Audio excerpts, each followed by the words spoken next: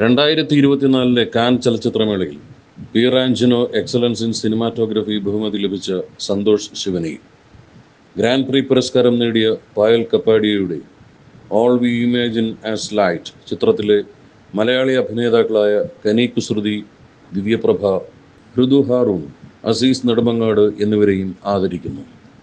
അന്താരാഷ്ട്ര വേദിയിൽ മലയാളത്തിന് അഭിമാന നിമിഷങ്ങൾ സമ്മാനിച്ച ചലച്ചിത്ര പ്രതിഭകളെ 13 വൈകിട്ട് 3:30 തിരുവനന്തപുരം മാസ്കോട്ട് ഹോട്ടലിലെ സിംഫണി ഹാളിൽ സാംസ്കാരിക വകുപ്പ് മന്ത്രി സജി ചെറിയാന്റെ അധ്യക്ഷതയിൽ നടക്കുന്ന ചടങ്ങിൽ മുഖ്യമന്ത്രി പിണറായി വിജയൻ ആദരിക്കും.